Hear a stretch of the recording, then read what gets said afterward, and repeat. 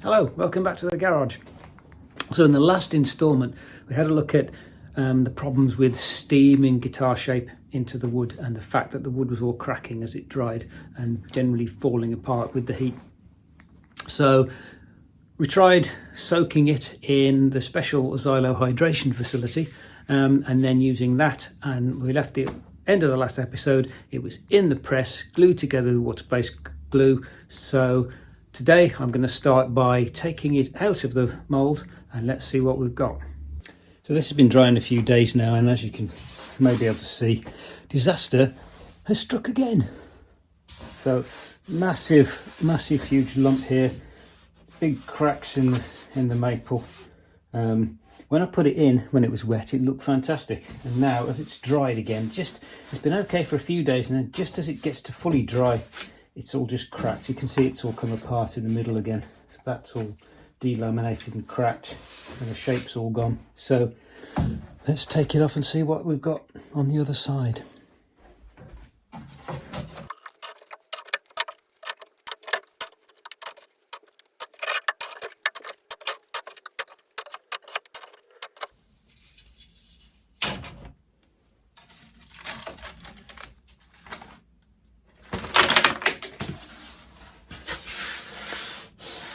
Okay, so here we are. So on the plus side, it does have that shape. It does have the shape, and certainly here on the wings, it's got that shape, which is good.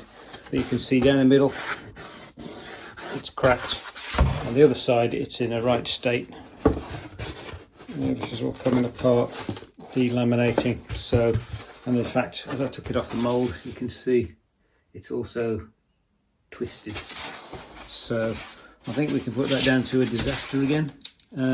Also, we're getting delamination. Go along here, it's all coming apart. So that is no good at all. I mean, on the plus side, it's dry, but that's about all we can say about it. Back to the drawing board.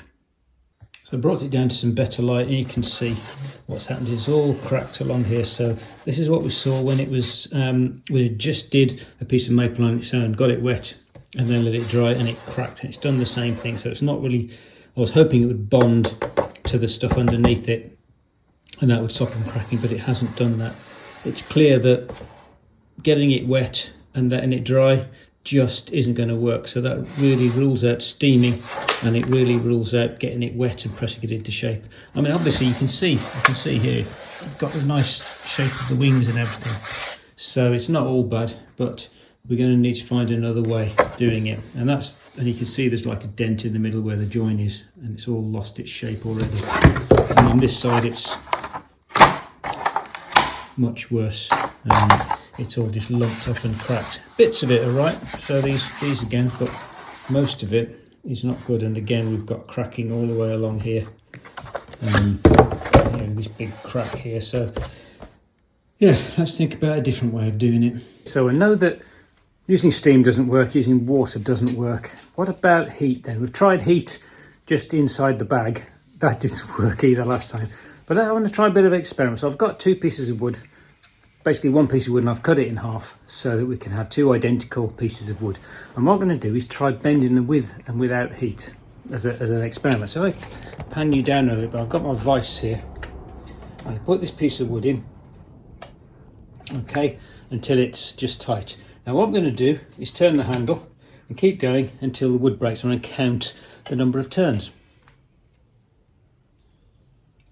1, 2, 3, 4. I can hear cracking.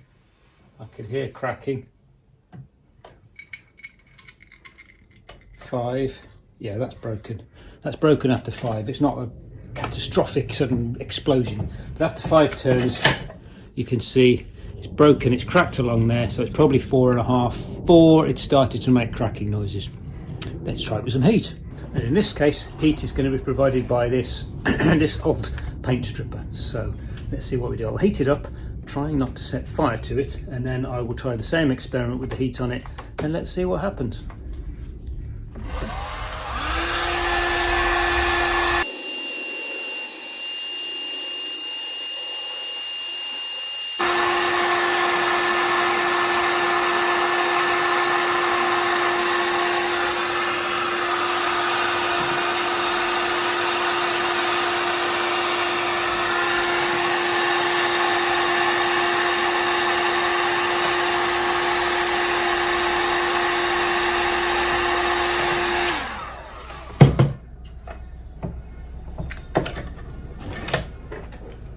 And as you can see, exactly the same thing's happened. It's cracked in a slightly different way, but you can compare the two. I think there's not a great deal of difference. Heat hasn't really made a lot of difference to it. So now I'm trying a second experiment. I'm not going to push it as far as breaking point, but let's try just bending it. So again, I've put it in the vise and I'll just pivot it that way, and we'll give it a couple of turns so you can see the sort of shape that it's in there. I'll leave it for a few seconds, and now I'm going to undo it again, and it's still got a slight bend, but it's pretty much returned to its original shape there. So let's try it again with some heat.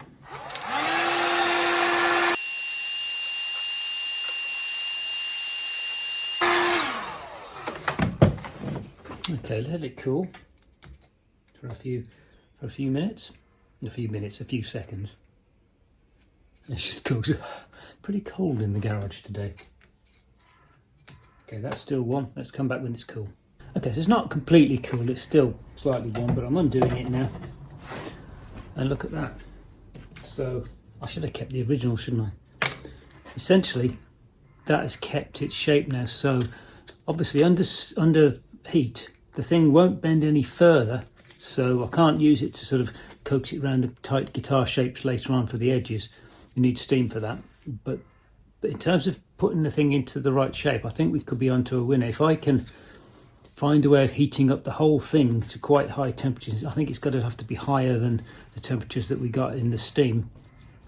And then pressing it into the mould, maybe, just maybe, we can get something that holds its shape and doesn't break. Let's give it a go. So here we go. Here's the next plan then. So a new piece of this. Actually, it's an old piece that I broke earlier on, but I managed to salvage it. Glued it together again. Now, I've used normal epoxy. I've got some high temperature epoxy, but I'm trying this normal epoxy first because I reckon if I'm heating it up and I'm pushing it around curves, then it's okay if the epoxy goes soft. It won't crack. If I use the high temperature stuff, it might crack as I push it into the shape. And then hopefully it goes soft, it'll form its shape, and then it'll solidify again. But we'll see. What I'm going to do is just gently push this into shape. I'm going to heat it up with my heat gun, and we'll see if it holds the shape.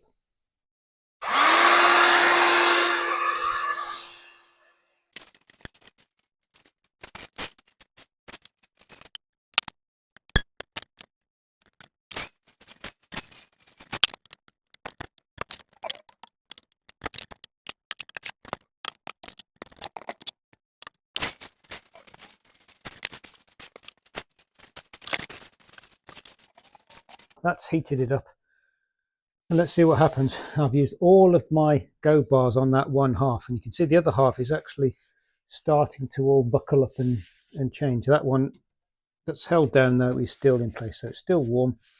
So let's leave that to cool, and we'll see what kind of a shape it's in.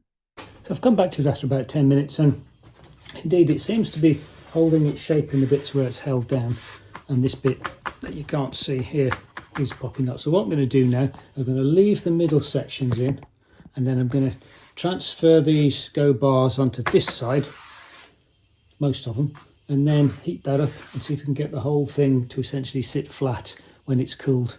So I'll do that now.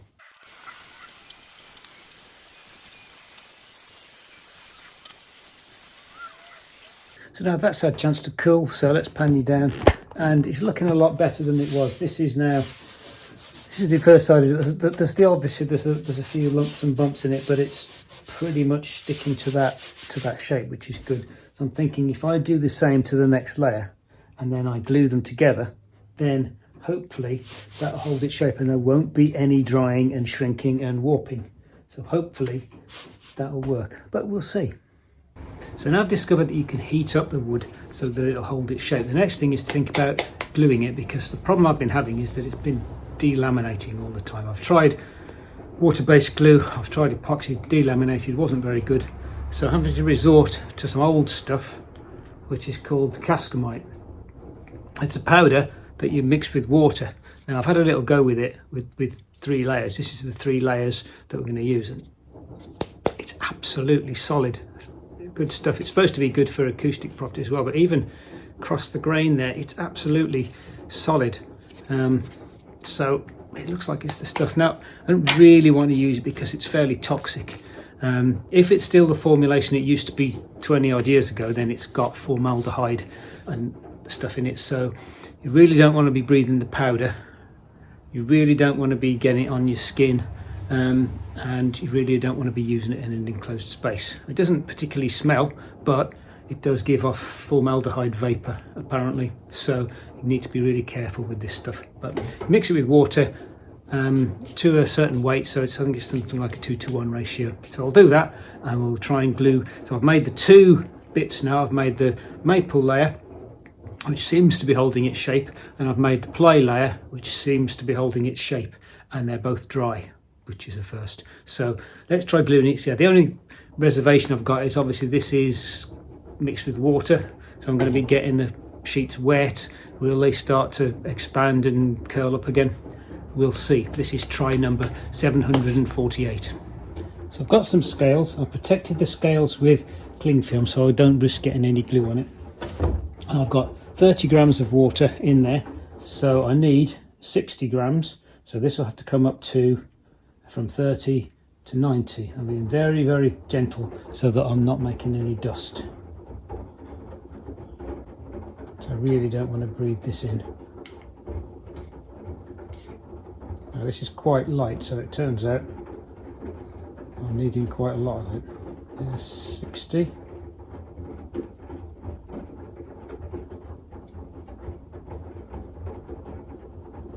$70. This feels like a lot of 85, 87. Right, so that was a surprise. I've used like loads of it. Half a tub. I have to be careful with that. Put that in there. Seal it off. Now you notice I'm wearing gloves for this, and I've got the standard lollipop stick. I'm going to start stirring that now. I'm going to take it away from the scales just to be sure I don't get any on, and let's start mixing.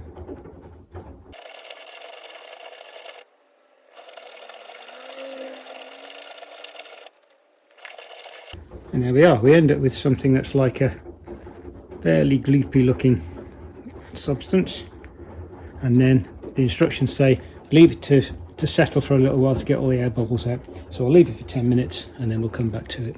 Okay, so it's too cold in the garage to use this stuff, so I've brought it inside. I've opened the windows so that I've got some good airflow, and it says use a stiff brush.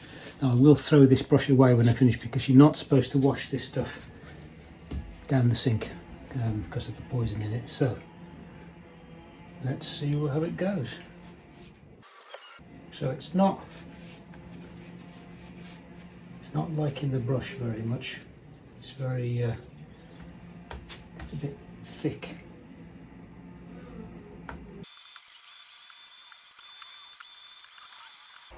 Okay, that's now completely covered. I'm taking the top layer, which is still in its, still got that shape, and I'll make sure the bottom layer is lined up because it moved a bit while I was doing it. Okay, so that's there. This then goes on the top,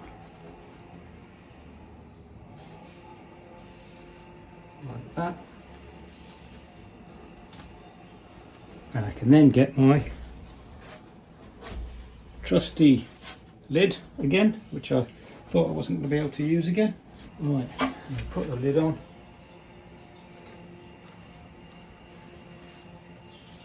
Like that.